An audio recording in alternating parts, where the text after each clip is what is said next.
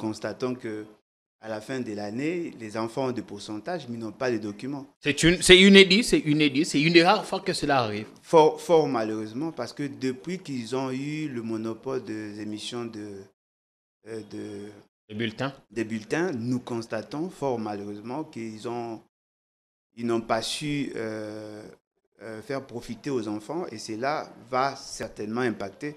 Parce que n'oubliez pas que parmi nous, il y a de ceux qui vont se déplacer. Il y a Oui. de ces enfants qui doivent changer d'école par rapport à certaines réalités. Sans bulletin, ils ne seront pas reçus. Et comme toujours, l'odeur de détournement, j'ai lu un article salé de notre confrère, Innocent Olenga des Scoop, qui pointe un doigt accusateur sur le secrétaire général à l'EPST. Il n'a pas tort, mais le problème, c'est que moi qui vous parle, je suis victime de cette pratique.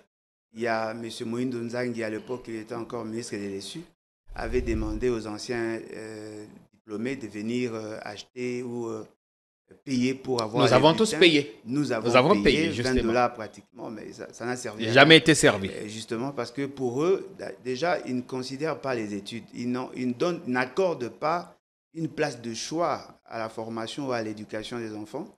Voilà pourquoi aujourd'hui, nous nous rendons compte que l'essentiel d'entre eux ont de faux diplômes, justement parce qu'ils ne savent pas mesurer l'importance de l'éducation. Et nous pensons que cette manière de faire risque de préjudicer et les parents et les enfants. Ils doivent s'amender et au plus vite. La parole va tourner, mais une question personnelle.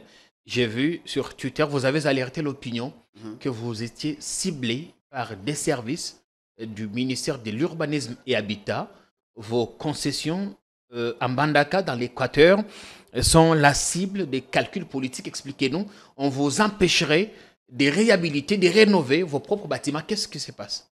Bon, j'attends qu'on me donne les références de loi ou sinon des arrêtés qui leur permettent de nous exiger de payer des taxes. Et ils doivent aussi donner la référence de la création de ces taxes, parce que j'ai essayé de consulter un certain nombre de textes qui régissent les secteurs. Oui. Je ne vois pas une maison de cette nature puisse payer, qu'on nous exige de payer le frais pour la réhabilitation. Vous avez parlé d'un permis, permis de construction, ouais. Parce qu'on avait j'ai l'intention de réhabiliter un certain nombre de biens nous légués par notre papa. Et je constate qu'à chaque fois que je décide de travaux, il y a toujours des services. Et à chaque fois, quand je leur demande de donner la référence, ils n'en ont pas. Il y a quelqu'un qui a commenté sur les réseaux disant que non, il y a une loi qui donnerait le droit à l'administration d'exiger des frais. Je lui pose la question, il me dit non, il y a une loi. Il y a effectivement de lois, il y a des arrêtés interministériels ainsi que des arrêtés ministériels qui parlent de réhabilitation, oui. Il parle de permis d'autorisation de bâtir, oui. Autorisation de bâtir, mais fort malheureusement, on ne parle pas de maisons basses. On parle de maisons en étage. C'est ce que j'ai vu dans le texte. S'ils ont d'autres éléments, j'attends. Et ils doivent aussi nous fixer sur le comment payer. Parce qu'apparemment, ils veulent qu'on paye au niveau de leur bureau, alors qu'en réalité, moi, je ne peux pas payer une taxe dans un bureau qui n'a pas... Merci bien, Alain. Ça se passe en Mbandaka pour ceux qui ne comprennent pas l'affaire. Je voudrais qu'on suive l'extrait d'une intervention du cardinal Fridolin Ambongo, pas Mosingo, comme je l'ai dit précédemment. On va l'écouter, ensuite on reviendra. Je sais, Manger, vous prendrez la parole en premier. Le cardinal qui estime que la solution qu'on envisage maintenant, minerai contre sécurité, est une fausse solution. Il donne sa recette magique. Je voudrais qu'on regarde ces tout petits extraits. On reviendra, vous prendrez la parole ensuite à l'Imboludio. Alors que nos communautés restent privées d'eau potable, la course aux minerais stratégiques est aujourd'hui, surtout en Afrique, à l'origine de la prolifération de groupes armés. Et récemment, vous avez suivi la solution que Trump propose à la République démocratique du Congo et le Rwanda, vous êtes en guerre entre vous et la cause de la guerre, c'est le minerai. Moi, le grand Trump, j'arrive, je vous réconcilie et vous me donnez le minerai. Il a tenté cette solution en Ukraine. Ça n'a pas marché, mais bon, chez nous, tout le monde court, tout le monde a peur de Trump. Nous disons, avec ces documents, que c'en est assez, cette façon de fonctionner. Assez de fausses solutions, assez de décisions prises sans... Trop cette façon de fonctionner. Minerai contre sécurité, c'est fragile. Le cardinal va très loin. C'est une fausse solution qui n'arrêtera pas la guerre, qui ne remettra pas non plus la paix. Juste les moyens, vous avez la parole pour commenter la réaction de ces hauts responsables de l'Église catholique qui s'inscrivent en faux contre les documents que vous trouvez-vous salutaires, porteurs d'espoir et de paix. Écoutez, déjà, je ne pense pas que la fonction du cardinal lui donnerait ici tout le droit de savoir ce qui est juste, ce qui est vrai, ce qui est stratégique. Déjà, en attendant ce que le cardinal vient de dire, les experts peuvent normalement le détecter. Le cardinal a fait des récitals sur ce que la raison des guerres dans le monde, parce que nous l'avons toujours dit, le monde est ce qu'il est aujourd'hui, depuis la nuit des temps. Pour ceux qui connaissent l'histoire de l'humanité, l'histoire des royaumes, l'histoire des barbares, des vikings, la colonisation, la traite des Noirs, tout est facteur de marché, de besoins de ressources humaines. Il y a eu esclavage, traite négrière, déportation, de besoins de caoutchouc. Il y a eu ce qu'il y a eu avec le Léopold au Congo, de besoins de minerais. Et nous sommes à l'époque des transitions énergétiques. D'où l'importance de ces minerais stratégiques. Et ça fait qu'il y ait des guerres aujourd'hui. À l'Afrique, il y a des guerres. Aujourd'hui, comme il y a la guerre en Ukraine, tout se justifie et par la guerre.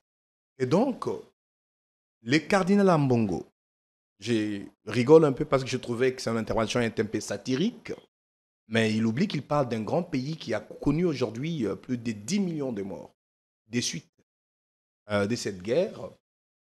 Il y a plus de 10 millions de déplacés internes actuellement et qui compte plusieurs milliers de déplacés à l'extérieur de notre territoire. Et donc, la question qu'il faut se poser est que si le cardinal Ambongo constate que la prolifération de groupes armés est due du fait de ces besoins des minerais stratégiques que présentent les industries, le multinational, les puissances nucléaires, et que c'est de cela que viennent la prolifération de groupes armés, que ce soit en Afrique centrale ou dans le Grand Lac, que ce soit dans le Sahel, les conflits qu'il y a partout dans le monde, tout comme en Ukraine, comme il évoque. Il devrait donc comprendre qu'il faut une solution. Et donc, la solution doit être trouvée. La solution, c'est sous-traiter notre sécurité par d'autres personnes. Laissez-moi évoluer. Ouais. La solution doit être trouvée par les politiques. Moi, je l'ai dit, la politique, c'est l'art de prendre des décisions. Le président Tshisekedi arrive. Pendant que le cardinal Ambongo, parce que bien avant, il était à la tête de la Cinco, il connaît quand même l'histoire de la guerre de notre pays, son âge, son expérience, et l'avantage qu'il a en tant que prélat, il fait le tour du pays, il connaît quand même les enjeux. Le cardinal Ambongo ne peut pas proposer une autre solution aujourd'hui aux puissances prédatrices qui veulent à tout prix les minerais du Congo, plus que la solution que le président Tshisekedi a mis sur table. On a pensé que aller assez serait la solution magique. On est passé par la SADC. Lorsque je l'ai dit, on en connaît la solution. Lorsque je l'ai dit, ce n'est pas pour tâtonner comme lui, parce que lui, il est dans l'ambivalence. Il dit, nous méritons mieux, mais il ne définit pas ce qu'il pense être mieux. Nous sommes partis d'une situation de guerre et de pillage systémique de ces minerais, des recels de l'Union européenne et de certaines puissances qui ont couvert le Rwanda et ont acheté ces minerais pour les amener au niveau des marchés internationaux, des Chinois, vers une situation que le président Tshisekedi a proposé, une situation de normalisation. D'abord, mettre fin à la guerre, rétablir l'autorité de l'État, la souveraineté, garantir la sécurité et en même temps ramener donc l'exploitation de nos minerais dans un circuit étatique normal où notre pays peut répondre d'abord son autorité, son autonomie en tant que pays ressource et en même temps aussi gagner ses dividendes sur le marché. Voilà un peu la normalisation qu'il faut présenter ici. Alors, si un homme d'église de son acabit, qui connaît plus ces réalités, se permet de tenir un tel discours pour saper les efforts qui jusqu'à présent, l'accord signé entre la RDC et le Rwanda, c'est un accord qui garantit la paix et la sécurité. Et en même temps aussi... Sur papier pour l'instant. Oui, sur papier, mais tout est parti de là. Mais écoutez, il y a eu la Première Guerre mondiale, il y a eu la Deuxième Guerre mondiale. Avant la fin de toute guerre, il y a eu toujours des négociations sur le papier. On ne va pas demander au président on a vu Kagame tempêter à Kigali. Mais écoutez, si cet accord était aussi léger, pourquoi vous avez vu Kagame perdre son contrôle? Pourquoi vous voyez les belligérants bouger ça et là, tenir des discours? Pourquoi vous voyez aujourd'hui, bien que le cardinal, parce qu'il représente aujourd'hui l'église catholique congolaise, l'épiscopat congolais, je suis moi-même catholique, bien que le cardinal passe en critique par rapport à cet accord, mais est-ce qu'il ne peut pas critiquer le fait que d'autres évêques comme lui sont allés dans des zones occupées par les belligérants et bénir ces belligérants parce que vous avez évoqué... On reviendra sur la photo, on doit condamner, c'est lui, on condamne l'accord, l'acte qui promet, on condamne l'acte qui promet la paix, on condamne celui qui a posé l'acte, le chef de l'État et son gouvernement, mais on bénit les rebelles, le belligérant, et on sape la paix. On reviendra sur ça. Merci bien. Merci Jocelyn Mwangi pour votre commentaire. Alain Bolodjoa, ce qui est certain, c'est que la sortie du cardinal ne vous surprend pas. Nullement. Il fallait peut-être s'y attendre, mais bien évidemment. Est-ce qu'il s'y est bien pris? Est-ce qu'il n'a pas tapé à côté comme le dit votre co-débatteur? Est-ce qu'il n'essaye pas de sous-estimer les enjeux présentés ici comme salvateur, l'arrivée des États-Unis et cet accord? Bon, moi personnellement, je ne suis pas surpris. Et je suis d'ailleurs très content. Je ne savais pas qu'il avait fait une telle déclaration. Je l'ai suivi quelques minutes avant l'émission. Et je pense qu'il réfléchit comme moi.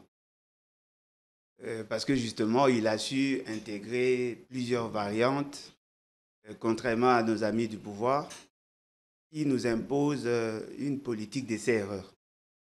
À chaque fois, quand ils prennent de mauvaises bonnes décisions, ils pensent avoir bien réfléchi.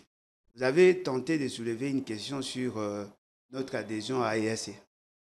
On nous a dit que c'était une solution, alors qu'en réalité, c'était plutôt un problème. Parce qu'à la suite, nous nous sommes rendus compte que... Et ça, on l'a appris malheureusement à nos dépens. Oui. Lorsque nous critiquions, ils n'avaient pas compris. Il lui fallut que l'Église catholique intervenant pour qu'ils se saisissent. Et dans ce genre de politique d'essai-erreur, très souvent, on a tendance à condamner la République. On a tendance à amoindrir les chances ou sinon les opportunités de solutionner le problème. Mais là, est-ce que ce n'est pas précoce? Ce n'est pas une sortie précoce? Ils ont eu également à recourir à la SADC. Il n'y a pas eu de résultats. Parce que justement, ils n'arrivent pas à intégrer, comme je l'ai dit, toutes les variables explicatives et surtout les variables aléatoires. Notre ami a insisté sur un fait, l'interventionnisme de l'Occident. Il a semblé oublier que les États-Unis font partie des bénéficiaires de la guerre. Peut-être si vous allez plus loin... Et leur président s'en est félicité qu'ils ont gagné beaucoup de droits miniers. Ils ont effectivement gagné parce qu'il y a une sorte de légèreté dans le chef de ceux qui ont négocié. Et jusque-là, le dit accord n'est pas encore formel. On ne doit pas nous mentir. Nous savons comment les choses vont se faire au niveau des États-Unis. Il y a un accord définitif qui doit être signé avant la fin du mois. C'est ce qu'a annoncé Donald Trump hier, qui recevait quelques 5 présidents africains à la Maison-Blanche. On doit faire la part des choses entre l'accord de coopération économique et l'accord dit de paix. Ce n'est pas le même accord, bien que la motivation est la même. Nous savons que en 1994, le Rwanda n'avait plus d'armée, s'il y a le FDLR chez nous, si le Rwanda nous attaque, c'est sur la bénédiction des États-Unis. Et l'essentiel des exploitations qui se font au niveau de la partie Est bénéficient plus au réseau américain avec les multinationales américaines que des autres pays. On a des statistiques, nous pouvons les démontrer. Au-delà de tout, lorsque vous allez vers les États-Unis, si vous pensez que effectivement le souci est d'avoir la paix, mais la meilleure manière d'avoir la paix chez nous, c'est d'avoir les transferts des technologies, c'est d'avoir les équipements. Ce n'est pas de céder notre droit souverain et de céder aux Américains le droit d'exploiter, parce que dans leur dire, ils veulent nous faire croire que voilà, il y avait déjà exploitation, nous voulons légaliser. Non, vous n'avez pas le droit de légaliser une démarche qui va à l'encontre de nos intérêts. Il suffisait seulement de prendre le temps et de réfléchir. Vous allez vous rendre compte que si on avait renforcé la coopération militaire avec les Américains, si on avait demandé aux Américains de nous vendre les armes, si on avait demandé à ce que nos militaires soient formés par les Américains, on allait doublement gagner parce que l'accord que vous avez signé, vous l'avez signé qu'avec un seul pays. Alors que le besoin de la Est-ce qu'il ne faudrait pas attendre l'autre phase, peut-être la phase de la coopération avec les États-Unis? Non, mais bien évidemment, Ça, ils ont déjà planté les décors dans ces 10 accords. Mais lorsque vous analysez la situation sécuritaire dans la partie est de notre pays, vous allez vous rendre compte qu'il y a plusieurs pays qui interviennent. Mais si vous signez un accord avec le Rwanda et que vous cédez l'essentiel de ce que nous avons, ce qui sous-entend que vous n'avez rien compris de la situation sécuritaire parce que la question, elle est transversale. Il y a plusieurs intervenants, il y a plusieurs motivations. Tant que vous ne prendrez pas en compte toutes ces variables-là, ce que vous apportez, ça serait qu'une paix factice. Et si nous allons dans le fond, le dit accord, ces fameux accords qu'on nous présente, a beaucoup d'écueils, beaucoup de faiblesses, beaucoup d'insuffisances. Ce n'est pas un accord de paix en soi. C'est une œuvre humaine. Tu peux toujours avoir des imperfections. Cher ami, nous avons eu moins de 48 heures pour déceler les faiblesses. Et ceux qui l'ont négocié ont pris plus de 2 semaines. Œuvre humaine, oui, mais ceux qui l'ont conçu savaient qu'il y avait des faiblesses. Chaque parti a dû faire des concessions pour faire progresser les discussions. Non, il n'y a pas de problème. Ouais. Si vous pouvez me donner ce que le Rwanda a fait comme concession, on va commencer à réfléchir là-dessus. Le Rwanda a concédé quoi? Le Rwanda a concédé quoi? Parce que nous savons que le FDLR sont là par la volonté de la communauté internationale. Nous savons que si le gouvernement Kengo avait accepté de recevoir le Hutu rwandais chez nous, c'était sur recommandation du Conseil de secrétaire d'État américain. Il y avait le secrétaire général des Nations Unies, mais aussi le président français. Nous les avons reçus ici et ils ont la qualité de réfugiés. Ils sont sous la gestion de HR.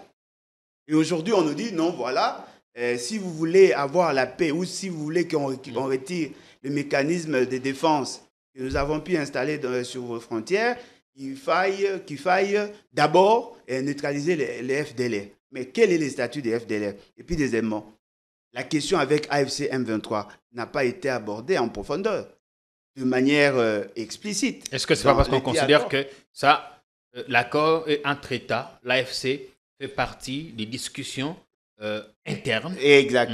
Et maintenant, dans ces discussions internes... D'ailleurs, à dehors, on apprend des sources lignes des fois que les discussions avancent plutôt très bien. Très bien, parce que justement, le gouvernement négocie en position de faiblesse. On nous impose des choses qu'un pays souverain normal ne pouvait pas accepter. Pour l'instant, on ne sait pas qui a accepté quoi et concédé quoi. Cher ami, vous avez des sources, nous en avons aussi. Bien, la parole vous reviendra. On a tout dit autour de cet accord. On sait ce qui nous est bénéfique. Mais personne n'a osé nous dire ce que nous avons concédé, ce que nous avons perdu en contrepartie. Écoutez, déjà, c'est une question très simple. Il y aura une réponse directe. Comme nous sommes dans un débat, il faudrait que je puisse contredire les contre-vérités que Bolodjo a dit ici. Vous savez, le fait que nous prenons la parole à travers vos plateaux, vos micros, on doit tenir compte de la ténère de nos propos, être responsable Que ce soit aujourd'hui ou comme demain. Sinon, on passerait à chaque occasion qu'on a un plateau, on fait un show télé, on dépose des énormités, on passe pour un bon parleur et puis on part, c'est bon. Ce n'est pas pour ça qu'on fait la politique. C'est pourquoi je dis que la politique, c'est un art de décision. Qu'est-ce que vous recadrez? À quel niveau? Alain Bouloudjoa devait prendre des décisions fermes. Parce qu'aujourd'hui, je salue, ça fait quand même plus de 5 ans qu'on se rencontre sur des plateaux. Je suis heureux de les retrouver aujourd'hui. C'est un cas, c'est un caïman hein, dans ce monde de la com politique. Et puis, il y a une carrière que je dois honorer autant que je l'attends de lui. Mais j'attendrai qu'il évolue dans le sens qu'il ne peut pas soutenir sur un plateau de faits dont il n'a pas de preuves, dont il ne sait pas soutenir, que ce soit face à un expert ou devant une instance qui devrait lui en demander le compte. Le fait que je dise que le Rwanda s'est livré dans une guerre de pillage systémique et a pillé nos minerais, et que l'Union européenne et certains pays de l'Europe se sont comportés en receleurs, je le dis parce que c'est avéré, avec des accords stratégiques entre l'Union européenne et le Rwanda, avec des accords privilégiés entre la France et le Rwanda. Mais lorsque Alain Bouloudjoa, par exemple, soutient que les États-Unis se sont livrés à les États-Unis, est-ce qu'il a dans sa mémoire ou avec lui un seul acte d'État que les États-Unis a posé de partenariat avec le Rwanda qui favoriserait ces pillages et ou carrément encouragerait le recel? Non. Je vous l'ai dit. Il a bien parlé des multinationales américaines. Non, il les soutient. Et on sait tous que cette guerre est en partie financée par... Quand on parle des multinationales... Des grosses boîtes. Ouais. Bouloudjoa devrait comprendre, quand on parle des multinationales, elles ne sont pas que forcément américaines. Il y a de mélange dans les multinationales. Si vous allez sur le champ d'exploitation illicite de minerais, qui sont là? Ce ne sont pas souvent des Américains, ce sont des Chinois. Mais ils sont aussi dans les multinationales américaines. Ça veut dire que dans le multinational, c'est plusieurs intérêts qui sont défendus. Parfois, il y a certains intervenants qui interviennent pour l'extraction, pour le transport. Et il y en a aussi les multinationales, notamment américaines et européennes, qui ne sont pas étatiques, qui sont là aussi en train d'alimenter les rebelles en leur donnant des armes, en leur fournissant des mercenaires. Et c'est ce qui se fait dans le monde, dans les Sahel, partout. C'est pourquoi j'ai dit qu'il faut comprendre l'histoire du monde.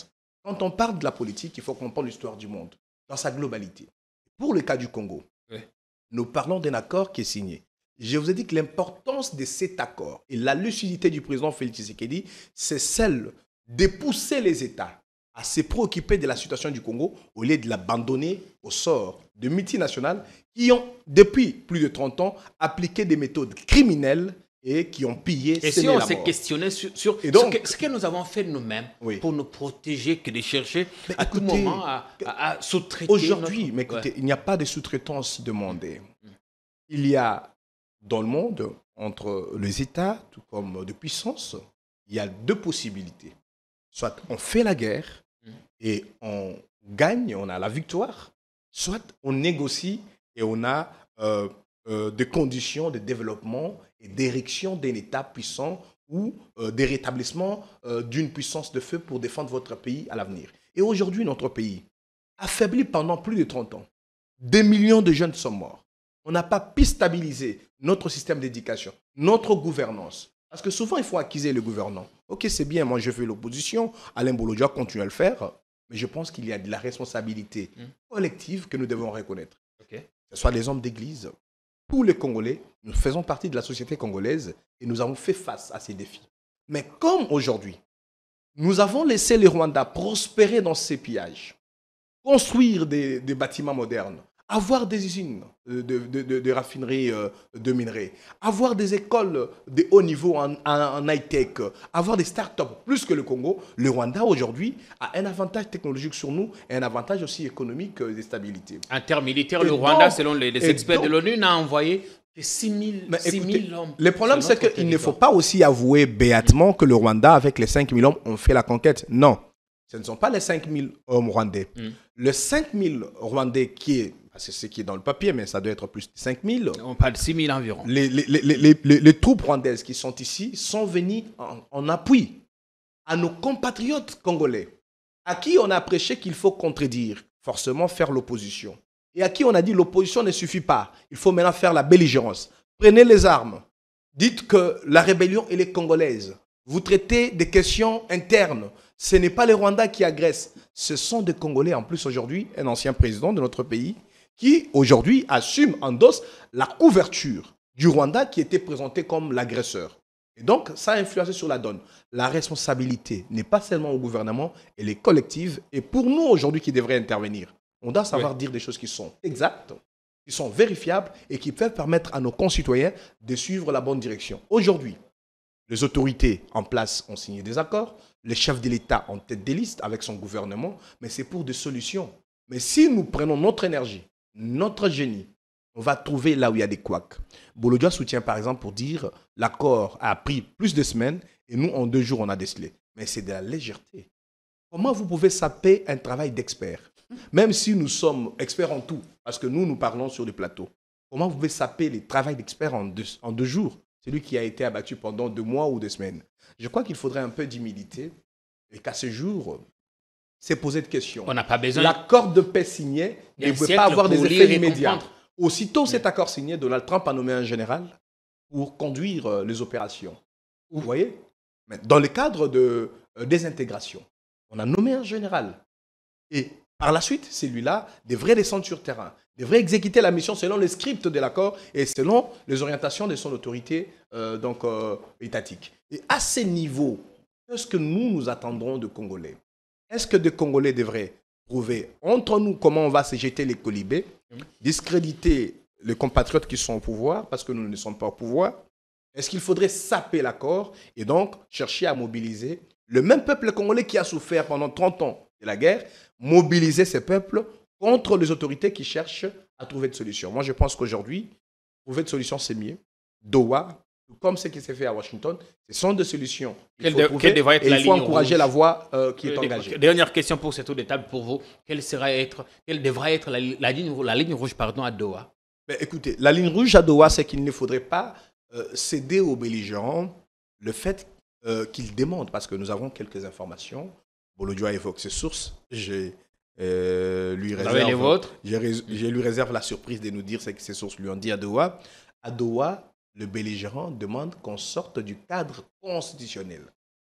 On interrompt le mandat, le quinquennat du président Tshisekedi pour mettre en place une gouvernance d'exception où les belligérants devraient avoir des rôles clés dans la gouvernance du pays, des fonctions, de hautes fonctions d'État, et que ces derniers puissent maintenir le commandement dans la zone Est. Et en même temps, il demanderait qu'il y ait une transition de 8 ans qui, selon leur plan, ça devrait permettre à ce que l'on puisse remettre un ordre qui les conforterait et afin, ils pourraient déposer les armes. Et je crois que c'est ça la ligne rouge, c'est que le pays, c'est que les autorités, c'est que les délégués aux négociations de Doha ne devraient pas céder. C'est à ces caprices et surtout à cet agenda de... En même temps, il y a au Congrès américain un congressman qui a initié une résolution pour soutenir évidemment cet accord de paix entre la RDC et le Rwanda parrainé par les États-Unis. Entre autres résolutions, entre autres engagements dans cette résolution, il propose un dialogue, qu'on revienne dans le cadre du pacte de paix soutenu par les évêques catholiques et protestants, le respect de la Constitution et bien d'autres. Allez, vous avez la parole. Votre co-débatteur estime surréaliste vos prétentions d'avoir décortiqué, déconstruit, démonté un document qui a pris plus de temps, plus de nuits blanches aux autres. Bon, je ne sais pas si je dois aller dans le sens qu'il veut nous donner comme orientation. Mais ce qui est vrai, c'est que nous avons l'avantage d'avoir un texte en français. Il ne suffit pas seulement de prétendre être spécialiste pour identifier ou détecter facilement les faiblesses. Nous avons eu à faire plusieurs débats et même lorsque vous suivez ceux qui prétendent défendre les 10 accords, apparemment ils ne savent même pas comment cet accord va-t-il s'appliquer. Je me pose la question. Lorsqu'on nous dit ici qu'on aurait nommé un général, quel est le rôle des États-Unis dans la mise en œuvre de l'accord? Évaluer. Les États-Unis ne viendront pas opérer. Les militaires américains ne viendront pas ici pour... Ils ne feront pas les shérifs. Ils ne seront pas opérationnels sur le terrain. Ce qui veut dire que notre ami, peut-être, n'a pas eu le temps de lire l'accord. Parce que s'il avait lu, il allait comprendre que là où on place les États-Unis dans le comité de surveillance, c'est là où il y a la responsabilité des Américains pour voir le niveau d'exécution. Et lorsque j'ai dit ici, avec autorité, que les Américains sont pour quelque chose dans ce qui s'est fait dans la partie Est, je l'ai dit et je l'assume. Cher ami, vous faites allusion à l'histoire politique de notre pays. Ce que j'ai dit par rapport à l'attitude des Américains en 1994, vous n'avez pas cette information? Les Américains nous ont imposé de recevoir les Interahamwe, ceux qui sont devenus les FDLR et la population Hutu qui venaient chez nous en 1994. Ce sont les Américains qui ont récupéré les intérêts des Français au Rwanda. Ce sont les Américains qui ont créé les conditions pour l'avènement de Kagame. Ce sont les Américains qui ont formé Kagame. L'essentiel des entreprises qui soutiennent Kagame sont des entreprises américaines.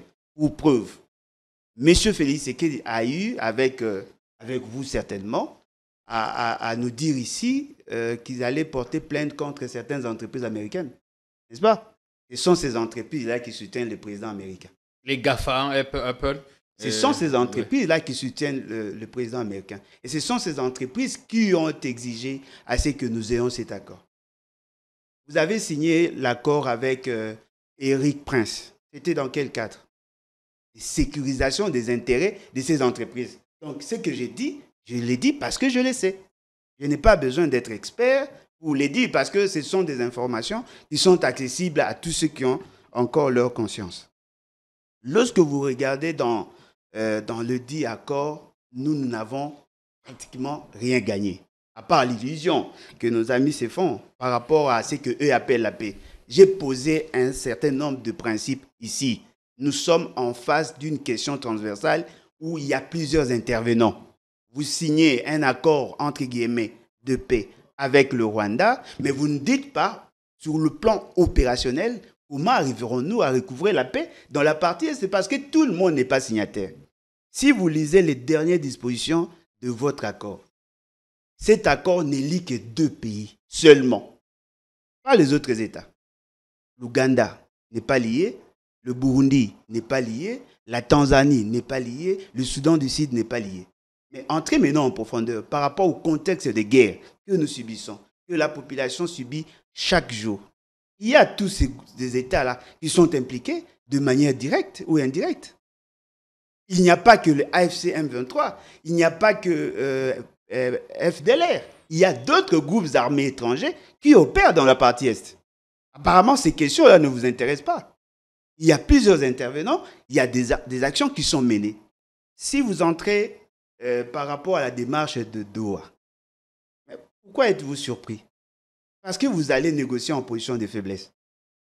Qu'est-ce que vous avez à offrir aux autres là, en dehors de postes, en dehors de la libération de leurs personnels qui sont arrêtés, en dehors de tout Rwandais qui serait en prison? Le fait qu'ils assurent le contrôle des 2 grandes villes du pays. Non, mais le gouvernement congolais négocie en position de faiblesse. Cela étant, ce sont les forts qui imposent leur volonté. C'est vrai, ils ont l'intention soit de renverser le pouvoir de M. Félix Tshisekedi, ce pouvoir apparemment qui ne sert à rien, et puis deuxièmement, ils ont l'intention de co-gérer avec M. Félix Tshisekedi. Si vous n'avez pas d'offre, la guerre va continuer. Alors dites-nous, qu'est-ce que vous offrez? La même question que j'ai posée. L'accord. La ligne rouge maintenant, Alain, parce qu'il faut qu'on avance. Cher ami, moi je pense que si nous avons un gouvernement sérieux, des hommes sérieux au pouvoir, on allait certainement mettre l'accent sur l'armée pour changer les rapports de force. Parce que lorsque vous allez en négociation, il faudrait avoir la capacité de nuisance pour convaincre ou imposer votre volonté. Aujourd'hui, le gouvernement s'est déclaré vaincu. Félix Tshisekedi l'a dit, les autres le disent. Nous comprenons qu'aujourd'hui, le M23 ont gagné sur le plan militaire, étant donné que nous ne sommes pas en mesure de faire entendre notre voix et d'imposer notre volonté. Ça aussi, c'est un acte que nous devons réprimer. Et au finish, nous constatons que le M23, profitant de la faiblesse du gouvernement, de l'incapacité de neutraliser le groupe armé, ils veulent faire passer leur message. Mais au-delà de la mise en place de la guerre, il faut également penser à des victimes éventuelles. Mais il y en a déjà. Oui. Il y a déjà des victimes. Il faut penser maintenant à limiter les dégâts. Oui, mais pas à n'importe quel prix. Parce que nous sommes un État souverain. Nous devons arriver à préserver pas seulement l'intégrité territoriale, mais aussi notre dignité. Apparemment, ce n'est pas ce qui vous préoccupe. Mais je me pose la question, si aujourd'hui les M23 ou AFC M23 refusaient d'aller dans le sens du gouvernement, comptons-nous sur l'intervention directe des Américains ou sur notre propre armée? Parce qu'apparemment, notre armée n'aura pas des équipements parce que vous n'avez pas négocié avec les Américains pour avoir les transferts technologiques. Et à la fin, on va se rendre compte que M. Félix Tshisekedi, sur qui repose l'espoir de notre frère, n'a pas la capacité de bien négocier.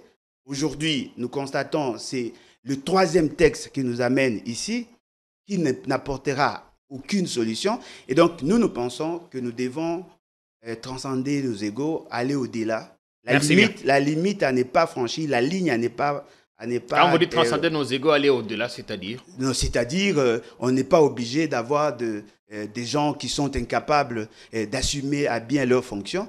Et je pense que la ligne rouge à ne pas franchir, c'est de brader notre dignité en tant qu'État souverain. Brader notre dignité. On commente maintenant la photo qui fait polémique sur la toile, la photo, la triple bénédiction reçue par Corneille Nangaa de la part des évêques catholiques, dont l'archevêque de Lubumbashi, Monseigneur Fulgence Muteba, président de la Cinco, ça fait polémique. Et Alain a dit, si ça ne marchait pas, si Doha accouchait d'une souris, quel serait le plan B? Vous pouvez enchaîner avec les deux. Bon, déjà, je comprends que lorsque vous êtes en face d'Alain Bolodja et que vous parlez de la RDC, considérez Bolodja comme un Tanzanien ou peut-être comme un Brazzavillois. Vous n'allez pas le dénier. Pourquoi pas un Rwandais? J'ai dit considérer. Considérer. Écoutez, c'est pour... Non, je préfère que vous... voilà. Alors, plutôt Rwandais. Pourquoi je souhaiterais de telles considérations? Il n'y a aucune once de patriotisme dans ce que dit Bolodja sur le Congo. Pour vous être patriote, c'est insensé ou dire les choses froidement. Je ne suis pas... littéralement. Dans ma prise de parole en politique, je ne suis pas un acolyte des Djalelo, de l'ascensement des autorités et consorts. Je pose les actes et je déclare le fait qu'ils sont cohérents. Ce que je dis ici, je pourrais l'assumer demain. Et je dis que, par moment, il faut que chaque Congolais se pose la question. Est-ce que l'agression rwandaise, est-ce que l'exploitation illicite de nos minerais doit seulement préoccuper le seul Félix Tshisekedi, le membre du gouvernement et les FARDC qui meurent au front? C'est la cause à nostra, Alain Bolodja. Il s'agit du Congo. Le président Tshisekedi n'est là que pour son règne, pour un mandat. On a eu d'autres chefs d'État. Ils partiront. Mais le Congo, c'est notre patrimoine. C'est notre héritage. Nous sommes unis par le sort. Vous ne pouvez pas vous soustraire de la préoccupation de la cause nationale, de la guerre, de la belligérance, du pillage de nos minerais. Et donc, pour vous dire que vous devrez revoir, je vous ai dit ça. Il a le droit de lancer l'alerte s'il estime que nous prenons une mauvaise trajectoire. Jean-Pierre Kayembe, le souhait que je garde pour Alain Bolodja aujourd'hui, c'est qu'il revoie un peu ses cartes politiques et sa stratégie. Il est déjà bien vendu, mais la critique exacerbée ne va plus le vendre et pourrait peut-être le présenter autrement. Il passe pour un nihiliste, autant que le cardinal Ambongo. C'est comme si rien n'est fait. C'est comme si les autres ne sont rien. Le président Tshisekedi est incapable de négocier. Le gouvernement est inutile. Alors, qui sont ces Congolais qui pourront faire mieux? C'est une mauvaise culture. Chez nous, on désacralise nos chefs. On parle quand même du passé. Chez nous, écoutez, on parle mais du passé. On a vu tous les espoirs qu'on nous a mais donnés écoutez, ici. Il n'y a pas que la guerre au Congo. Mais écoutez, avec, avant que la guerre ne puisse être déclenchée en Ukraine, mais il y a eu plusieurs tentatives avec la Russie. Ça date de longtemps, depuis l'époque de Sarkozy. Évidemment, avec l'annexion de la Crimée. Mais tout ça, écoutez, mais alors, il y a toujours un moment où une situation dégénère. Et donc, lorsqu'on est face à la crise, il faut alors se comporter en responsable et en stratège. Aujourd'hui, je crois qu'à l'époque du président Kabila, nous avons connu la guerre. Si le président Kabila était mieux que le président Tshisekedi, il n'allait pas lui laisser la guerre. Il n'allait pas laisser le Rwanda en position de force. Le président Tshisekedi vient après 2 décennies de guerre. Il n'a pas quand même laissé le M23. Mais écoutez, il a laissé le M23. Ce sont de mensonges, de contes vérités qu'on dit qu'on aurait défait le M23. Alors d'où est-ce qu'ils seraient venus? Ils sont sortis d'un arbre. Ils étaient défaits. C'est faux, c'est faux et archi faux. Je vous dis que c'est faux et archi. Moi, je suis allé. Nous avons vécu non, cette Jean-Pierre période, Kayembe, je suis allé dans des missions d'audit dans les Kivu, dans le Maniema et quelque part aussi dans le Chopo, où on ne pouvait pas accéder à certaines zones parce que ces zones n'étaient pas sous contrôle de forces loyalistes. Parce que ces zones étaient réputées des zones sous contrôle de rebelles. C'était sous Kabila que j'allais dans ces missions d'audit. Pas avec le M23. Mais arrêtez, écoutez, on ne peut pas être là pour jeter toute la noirceur sur toute l'action du gouvernement et espérer qu'il y aurait des Congolais qui sortiraient de la cuisse de Jupiter, qui viendraient comme des saints anges et qui vont résoudre tous nos problèmes. Si à Doha, Tshisekedi ne sait pas négocier, alors qui pourrait aller négocier? Si à Doha, les délégués du gouvernement ne savent pas négocier, pourquoi le M23, pourquoi l'AFC aujourd'hui se plaint ça et là? Pourquoi? Ce que vous faites ce qu'ont fait le prélat. Donc disons, je considère les évêques, parce que je suis catholique, tous mes évêques ne feront pas ça. Mais les évêques qui sont allés à Goma font la même chose que Bolodjoa sur nos plateaux. Ils ont béni les rebelles. Béni soit celui qui tue les Congolais et qui pille nos minéraux et qui travaille pour le Rwanda, autant que Bolodjoa se fait sur le plateau, c'est lui qui bénit tous les rebelles, tous les insulteurs et tous les négationnistes. Je crois ne faites pas dire à Bolodjoa ce qu'il n'a pas dit. Non, mais ce qu'il fait, l'action qu'il fait, c'est une bénédiction. Il accorde. Il est libre d'exprimer. Chaque fois, sa tribune est en faveur. Son point de vue. La tribune des Bolodjoa. C'est pourquoi j'ai dit qu'il n'a pas d'once de patriotisme. Dans la tribune des Bolodjoa, c'est l'apologie du nihilisme. Le gouvernement n'est rien. Les autorités ne sont rien. Tshisekedi n'est rien. Et donc, ce qui est fait à Washington, ce n'est pas un accord de paix. Ce qui est fait à Doha, c'est un bradage. La ligne rouge, vous avez posé la question à Alain Bolodjoa. Quelle est la ligne rouge? Qu'on ne puisse pas brader notre dignité. Mais quelle est la dignité? Qu'est-ce qui peut être plus digne que ce que nos frères et sœurs ont fait au front de combat? Ceux qui sont morts à Goma, ceux qui sont morts peut-être lorsque les villes sont tombées, il y en a qui sont pris, qui ont été retenus comme prisonniers, en dehors de ceux qui ont été tués. Et donc, je vous l'ai dit. Est-ce qu'on peut bien négocier? Kinshasa n'est pas en position de faiblesse. C'est qu'il faut éviter de croire. Nous avons quand même des pans entiers. Il ne faut pas prêcher ça. C'est faux. Sous l'administration centrale. C'est faux. Écoutez, il y a des pans entiers de l'Ukraine qui sont sous contrôle de la Russie aujourd'hui. Nulle part, vous entendrez un Européen, un seul Européen, dire que l'Ukraine est en position de faiblesse. Et donc, je crois que tout cela part de la confession patriotique. Quand c'est le cas, on le dit. Quand il n'y a plus de munitions là-bas, tout le monde en parle. Jean-Pierre Kayembe, c'était une bataille. Il y a eu des replis stratégiques. Il y a eu des villes qui sont tombées. D'accord. Merci bien. Mais vous avez vu des cargaisons, des embarquements des unités vers Ouvira pour aller à la guerre. La guerre en Europe. Prenons pour le cas de la Première Guerre mondiale. N'est-ce pas qu'il y a eu des moments où l'Italie a remporté? Mais après, les Alliés se sont organisés. Justement. Merci bien. Ils ont mis fin à l'aventure de Mussolini. Et je crois que Bolodjoa, dans l'ensemble, c'est mélanger l'histoire. Mais l'histoire l'a mélangée pour la comprendre et l'utiliser à bon escient et trouver de solutions. Il faudrait lui laisser quand même la liberté d'exprimer son point de vue. Fait aujourd'hui. Bien, vous reviendrez sur la photo des évêques, on ne va pas trop nous attarder dessus, mais il y a peut-être plus important ici, pendant que nous parlons guerre, pendant que nous cherchons à trouver des solutions à la gangrène, il y a des généraux qui ont été interpellés. Enfin, depuis 48 heures. On en parle sans trop de précision parce que c'est à la fois dense et sensible. On n'a pas assez d'infos sur l'ancien chef d'état-major général, le général d'armée Christian Chiwewe, le pasteur, qui a été interpellé. 2 de ses proches également, son DIRCAB et son assistant. Il aurait été confronté à un autre général-major, Jean-Claude Yave, qui était chef de la maison militaire. Autour de quoi? Personne ne sait. Faut-il y voir, comme je l'ai dit à l'intro, des signes d'un coup d'État avorté, parce que c'est ce que certains médias ont affirmé sans trop de précision, ou plutôt une réorganisation silencieuse de l'appareil sécuritaire, n'est pas laissé en liberté un général d'armée qui a été chef d'état-major jusqu'à se retrouver conseiller militaire. Bon, je pense plutôt que ce sont des signes prémonitoires. Et moi, sur la photo Ce de sont Goma, des si vous ne signes- souhaitez pas c'est- commenter, non, je vais c'est en pas grave, parler. on peut Je vais en évoluer. parler. Ce sont des faits liés, en fait. Hmm. Ce sont des signes prémonitoires de la fin d'un pouvoir mal acquis. Notre ami... Il faut aller sur le fait qu'on n'a pas assez d'éléments. Et d'ailleurs, au moment où nous parlons, nous apprenons que notre haut responsable, mandataire public, je donne l'info, le DG de la RSP, Miguel Cachal, aurait été interpellé lui aussi au niveau du Conseil national de sécurité. Vous avez la parole. Je crois que ce sont des faits liés. On va essayer de les démontrer. Mais je voudrais quand même certainement rappeler à notre ami que je suis congolais. Je n'ai pas besoin d'être un acolyte de la médiocrité pour être patriote. Je me bats avec le moyen en ma possession pour défendre mon pays.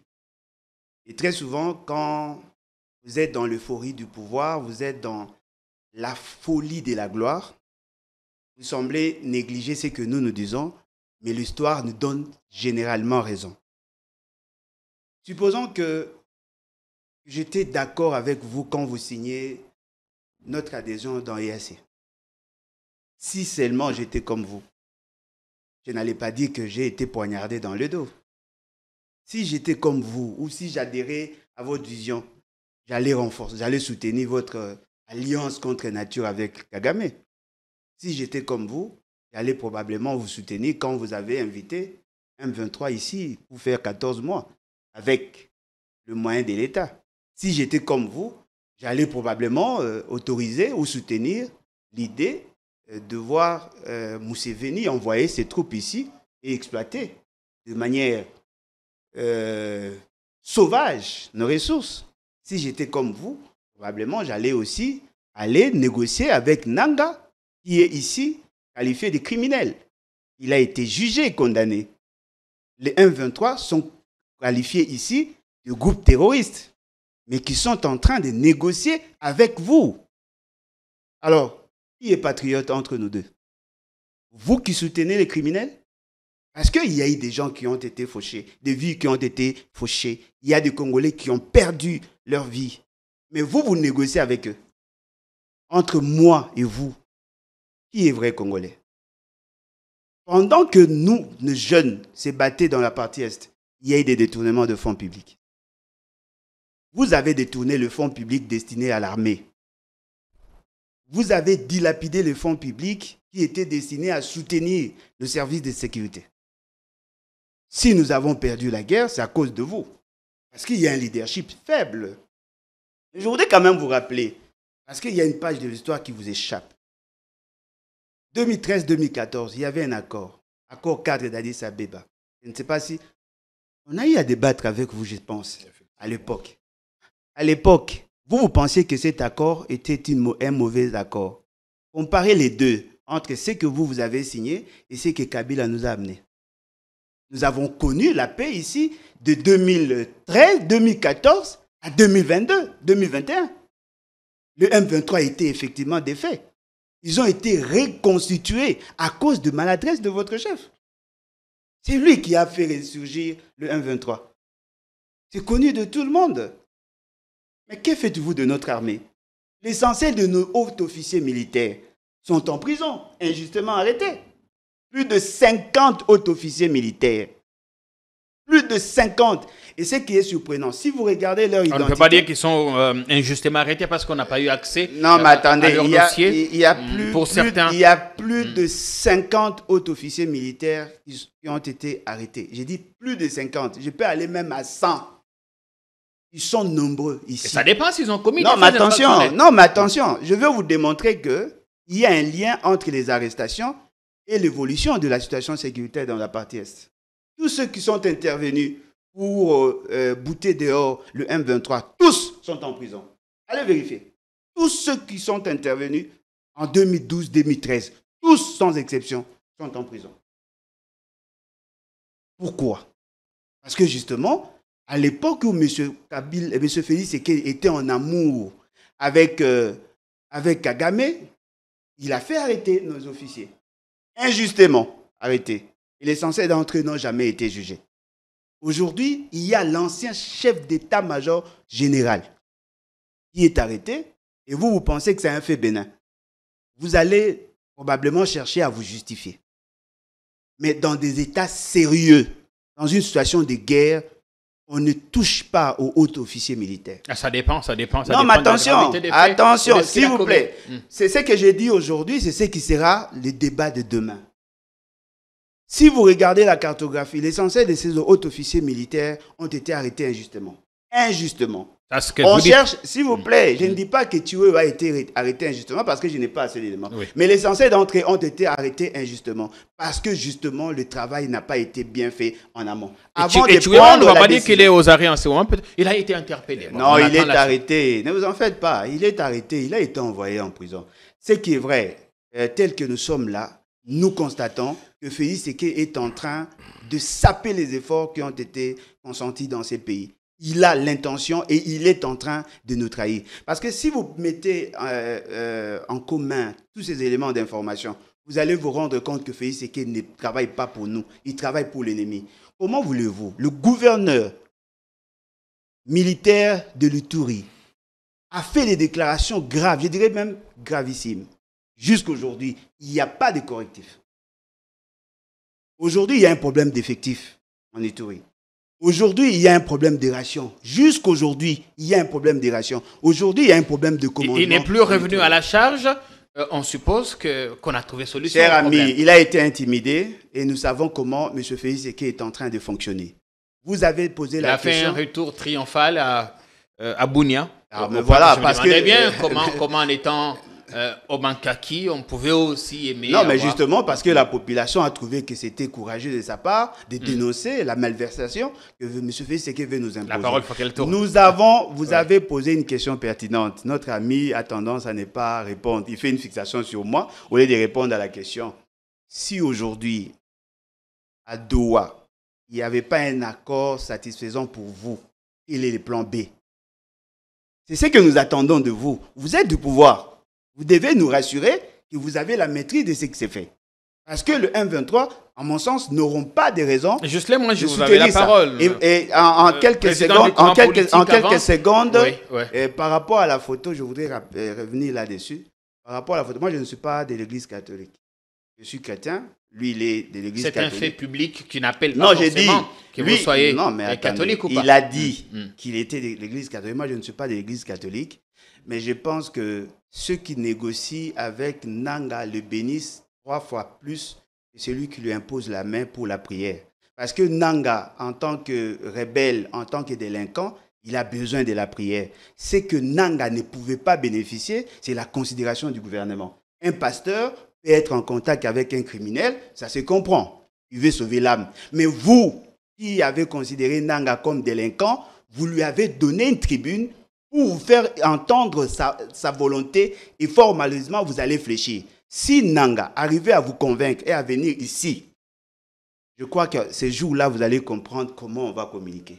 Cette fois-là, on va démontrer à la face du monde que vous avez toujours été en connivence avec Nanga. C'est vous qui l'avez envoyé en mission. L'essentiel de ce qui s'est fait là-bas, c'est sous votre bénédiction. Parce que vous avez besoin de justifier ce que vous avez fait avec les Américains. Allez, dans tous les cas, Jocelyn Mangi, on vient à vous. Votre commentaire, c'est vrai, jusque-là, il n'y a pas eu de communication officielle. On est en droit de savoir ce qui se passe. Qu'est-ce que vous savez, vous qui êtes maintenant proche du pouvoir ou qui êtes dans le pouvoir, qu'est-ce que vous savez pour rassurer davantage l'opinion qui nous regarde? Est-ce qu'il y a eu une tentative de renversement des institutions ou c'est autre chose? Déjà, en tant qu'un homme politique responsable, je voudrais vous rassurer que je ne peux pas donner une position, une information officielle en ce qui concerne l'interpellation de l'ancien chef d'état-major, le général Christian Chiwewe, tout comme autant pour les autres qui sont cités. Je ne peux pas m'hasarder à le faire, comme Alain Bolodio a le fait.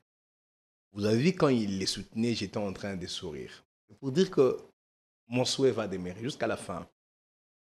Nous sommes dans un pays où la démocratie nous a permis d'aller au-delà même de la liberté d'expression. On dépose des énormités. On statue sur des cas qui demandent enquête, conclusion d'experts. ce que Bolodjoa fait tout le jour. À vrai dire, aujourd'hui, on a entendu Larry Maire être... carrément, l'information est passée. Les interpellations ne peuvent qu'arriver dans tout le pays du monde où il y a des services de renseignement, là où il y a la justice militaire, tout comme la justice civile. Ça peut arriver que l'ancien chef d'état-major soit dans une enquête, une procédure. Cela n'est pas l'hécatombe. Mais ce qui est plus anodin, c'est que Bolodjoa soutient que dans nos prisons se trouvent des officiers, plus de 50, comme il est dit. Haut-officier. Haut-officier. Quand il dit haut-officier, je considère qu'il prend à partir des grades des colonels. Exact. Alors, ces statistiques, ces chiffres est d'abord faux. Faux. Parce que Bolodjoa l'a dit. Il le dira encore ailleurs que personne ne le croit. J'ai fait la prison. Dolo. J'ai fait la prison de Makala. Ah, ok. Écoutez, j'ai fait la prison de Makala et j'ai des amis qui ont fait Ndolo et qui sont venus, qui m'ont trouvé à Makala. J'ai fait avoir bien compté le nombre d'officiers. Et la plupart d'officiers qui sont là-bas, à part ceux qui sont là pour des faits disciplinaires, qui n'ont pas de rapport avec la rébellion, mais ceux qui sont arrêtés pour des causes relatives à la rébellion, sont là. Même avec leurs complices ougandais ou d'autres nationalités. Ils sont en Dolo. Qui sont, non, même à Makala. Il y en a. Il y a un pavillon, le pavillon 8, le souterrain, là, on l'appelle l'Ukraine. Ils sont là. Vous voyez? Ils sont détenus. Même quand il y a eu évasion à Makala, c'était des faits liés à ces gens-là. En Dolo, il y en a autant. Mais s'il doit considérer le nombre d'officiers, mais si nous partons en Dolo, on pourrait en trouver même 1000 officiers, des colonels en prison au Congo. Allez en Dolo, allez dans toutes les provinces, nous avons des prisons ou des cachots militaires. Alors je crois que soutenir de telles énormités, c'est dangereux. Surtout le fait qu'il s'est hasardé à confirmer que Chiwewe se trouve en prison. Même pas dans un lieu de détention. Pour l'instant, on n'a pas encore cette info. Il a dit qu'il est en prison. Il l'affirme et puis il est très à l'aise. Moi, ça me choque pour Alain Bolodjoa. C'est là ses sources à lui. Je souhaite de le voir prendre l'autre envol politique après qu'il soit ce qu'il est aujourd'hui. En dehors de ça, disons que Bolodjoa soutient le fait que les catholiques ont béni le rebelle Nanga, d'autres rebelles, et qu'il condamne le gouvernement qui applique l'art des décisions. Comme je l'ai dit, que c'est la politique, c'est l'art des décisions. Ils ont le choix entre engager la guerre, endosser des dommages collatéraux, ou soit négocier avec ceux qui font la guerre, qui ont dit qu'ils sont prêts à négocier. Parce que Nanga et le M23 ont demandé des négociations. S'ils n'avaient pas demandé des négociations, le gouvernement n'aurait pas non plus négocié avec eux. Moi, j'ai des archives à l'appui depuis qu'il venait. Et Nanga l'avait dit quand il est arrivé à Goma. Il dit, nous avons demandé de négocier depuis qu'on était à Bunagana. Alors, nous sommes arrivés ici parce que le gouvernement ne voulait pas nous écouter. Mais maintenant que le gouvernement a voulu écouter les rebelles, vous voulez les comparer aux catholiques ou carrément aux évêques qui sont allés bénir les rebelles. C'est très dangereux pour des citoyens dans un pays. Vous avez revendiqué, réaffirmé votre congolité. Moi, je vous la reconnais, mais je voudrais vous trouver plus congolais dans le fait et gestes. En réalité, aujourd'hui, on n'a pas besoin de faire d'études stratégiques sur ce qui s'est fait à l'Est. Est-ce qu'on a nommé un général? Est-ce qu'il y aura des mécanismes de suivi? Non. On a plus besoin aujourd'hui de nous rassurer à notre niveau. Parce que c'est ce que font le Burkinabé. Ils sont en guerre aujourd'hui avec leur nouvelle direction du pays, mais qui ont décidé d'enseigner l'immersion patriotique. Et là-bas, lorsque vous faites des critiques comme Alain Bolodjoa le fait, on vous envoie au front. On vous envoie au front. Comme ça, vous allez aussi aller fournir des efforts parce que vous dites, on ne veut pas laisser notre pays dans les mains de Tshisekedi qui négocie mal. On ne veut pas, donner carte blanche à Nanga. On ne veut pas, vous voulez tout et vous voulez qu'un pays puisse aspirer à votre volonté. Non, le pays aujourd'hui est gouverné par le Burkina Faso, contrairement à nous, il y a une hygiène de pouvoir. Non, mais voilà. Oui. Voilà pourquoi. Est-ce que vous savez, vous reconnaissez au moins que le président Tshisekedi est le plus grand patriote, le plus grand démocrate. Je me demande sous Kabila, la photo d'un évêque qui habite à Lubumbashi, au Katanga, comme l'évêque Fulgence Mouteba, dans une zone rebelle, bénissant les rebelles et retournant dans la zone en tout cas... Le journaliste Mike Mukeba a rencontré vu ça. Laurent Kunda. On n'a jamais vu ça. Dans le cadre des enquêtes journalistiques, ça s'est fait. Les journalistes se couvrent même le front des guerres. Les journalistes sont même au front des guerres. C'est leur métier. Mais écoutez, je ne suis pas en train ici de me perdre. Vous ne posez pas des questions à ma place. Je ne me perds pas dans le passé. Moi, aujourd'hui, Ghislain Mwangi, Alain Bolodjoa au Congo, au présent. Le Congo est en guerre. Ghislain Mwangi encourage les autorités congolaises à défendre le pays, à négocier, à engager des voies de solutions. Il encourage les militaires à ne pas céder au front, le gêne à s'enrôler à l'armée. Et Bolodjoa, qu'est-ce qu'il fait? Les négationnismes. Vous êtes en train de faire l'apologie de l'obscurantisme. Pour vous, tout ce qui est dans notre pays est obscur. Mais quand est-ce que vous apporterez votre lumière? Dernière thématique. On a 5 minutes, 2 minutes et demie pour chacun. La dénonciation, on va parler de la dénonciation, la plainte qui a été déposée par quelques ONG katangaises contre l'entourage, le précaré du président. Là aussi, il y a eu beaucoup de polémiques. On va voir si c'est un arbre qui cache une forêt ou les débuts d'une affaire d'État. On commence par vous, on va conclure avec Alain. Vous avez 2 minutes et demie, juste les moins. Je suis président du courant politique Avance. Merci beaucoup, Jean-Pierre Kayembe. Je voudrais vous dire simplement, et cette fameuse plainte n'est faite que pour la consommation médiatique et pour saper la grande réputation du président Tshisekedi, qui vient aujourd'hui de démontrer qu'il a conduit le pays vers une voie de solution et une sortie de crise responsable.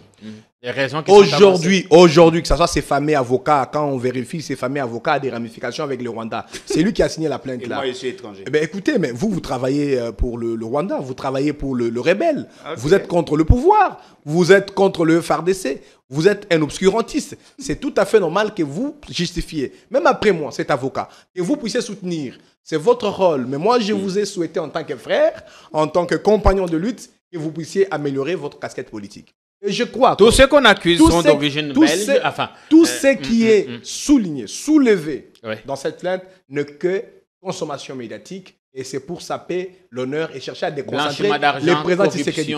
Depuis quand? Mais écoutez, si cela était vrai, pourquoi on attend seulement quand le président Tshisekedi obtient l'accord de paix et que le président Tshisekedi est en position de force et que le gouvernement est en train de reprendre la confiance sur la situation et que la population adhère massivement à la politique du président Tshisekedi, qu'on crée cette fameuse campagne de plainte pour chercher à démotiver, pour chercher à dépopulariser. Et moi, je crois qu'aujourd'hui, tout Congolais qui donnerait le crédit à cette démarche travaille pour nos ennemis. Et en l'occurrence pour le Rwanda. Vous savez, le Rwanda, dans cette guerre, le Rwanda a gagné certains terrains par la psychose, à travers la guerre médiatique. Ils se sont mis à publier des choses sur X, sur Facebook, dans le média. Ils ont intoxiqué, ils ont terrifié même les militaires et ils ont gagné du terrain. Et il faut retenir une chose, Alain Bolodjoa. La guerre, que ce soit dans le temps jusqu'à aujourd'hui, fonctionne à travers 3 campagnes. Il y a la campagne diplomatique, il y a la campagne militaire et il y a la campagne médiatique. Ce que vous faites tout le temps dans le plateau, vous livrez des points d'avantage dans la campagne médiatique de l'agresseur, le Rwanda. Mais à l'époque encore... Vous parvenez par exemple à dire qu'il y a les multinationales et en même temps vous dites que c'est Tshisekedi qui a résisté le M23. Mais que font les multinationales dans votre narratif, dans votre conception, si ce n'est pas armé, déjà en 2019, l'Église catholique dénonçait l'entourage du président qui faisait des mains basses sur les ressources naturelles. Jean-Marc Abond en a parlé également, des proches qui détiendraient des carrés miniers là-bas. Donc en effet, en termes de motivation, rien ne nous est étrange en fait. Bon, en fait, nous sommes dans un pays où on voudrait chercher des faits bénins, et dramatiser des faits normaux, hein, donc les sataniser, okay, pour après chercher à s'attaquer à un système au pouvoir. Rien n'interdit à un Congolais d'opérer dans un secteur. Et surtout qu'il ne soit pas lui-même en fonction d'État.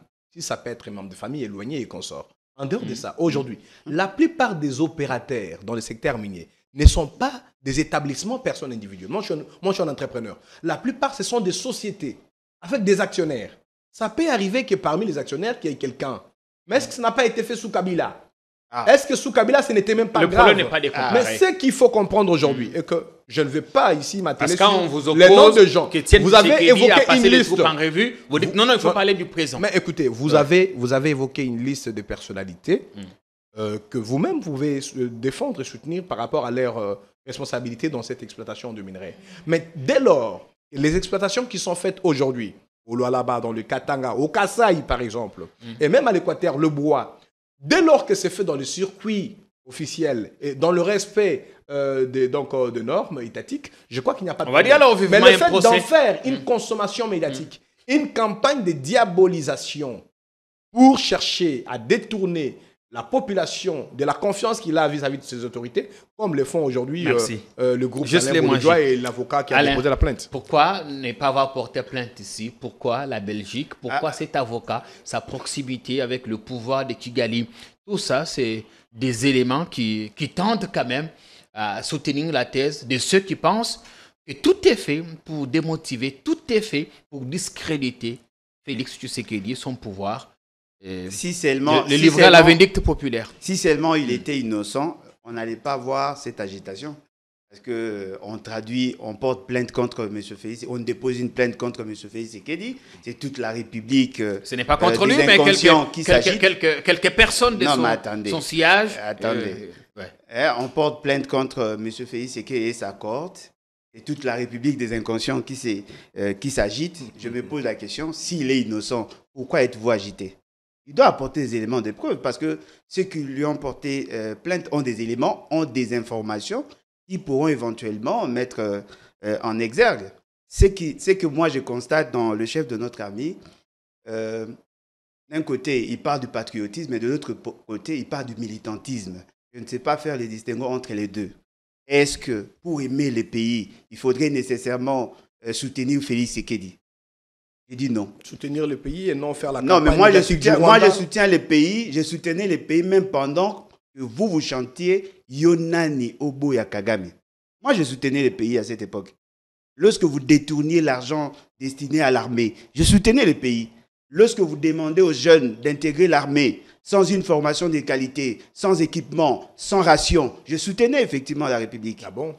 Moi je le soutenais. Je soutenais la République. Moi, je soutenais Mamadou Ndala, vous ne l'avez pas fait. À travers les nihilismes. Non, mais moi, bien évidemment, moi, je l'ai soutenu. Mais vous ne l'avez pas fait. Lorsque je soutenais Mbouza Mabé, vous ne l'avez pas fait, moi, je l'avais fait. Je continue à soutenir les jeunes qui se battent. Mais vous soutenez les détourneurs de fonds publics. Vous les soutenez. Et vous n'avez même pas honte d'avoir une armée où il n'y a pas de tenue, il n'y a pas de ration. On donne la ration de 15 jours pour un mois, et vous pensez, cette République-là que moi je dois soutenir. N'est pas généralisé, là nous parlons de ce qui s'est passé dans une partie de l'Ituri. Non, les lieutenants généraux étaient suffisamment clairs. Il vous a dit, c'est ça la raison pour laquelle nous avons perdu Goma. Il a été suffisamment... Non, s'il vous plaît, vous lui avez accordé assez de temps. Et à l'époque, il était chef d'état-major, voilà pourquoi. La technique nous fait signe que nous devons répondre de cette responsabilité. Il a été interpellé le fait d'avoir mal géré. Il a été promu parce que vous l'avez nommé à la présidence. Les enquêtes... En réalité, il devait être en prison. Mais vous l'avez soutenu quand même. Et donc, s'il vous plaît, pendant ces temps-là, lorsque nous vous disions il y avait un problème opérationnel, vous nous avez dit monter en puissance de l'armée. Vous jouez les jeux du Rwanda, effectivement. Vous l'avez peut-être dans un pays sérieux. Vous avez toujours été obscurantiste. Non, mais vous qui êtes dans la ligne... Aucune contribution patriotique dans ce qui est fait. Non, mais le patriotisme voudrait dire il faut dire la vérité quand cela est nécessaire. Et c'est ce que nous faisons. De manière constructive. Non, constructive, c'est-à-dire je dois caresser Félix Tshisekedi dans le sens de poil. Aujourd'hui, je constate... Et ceux qui soutiennent Félix Tshisekedi n'ont pas l'intention de soutenir la République. Merci, Alain. Ils s'accrochent à la personne de Félix Tshisekedi alors qu'il y a des gens qui perdent leur vie. Merci bien. Juste les manger. Merci beaucoup d'être venu.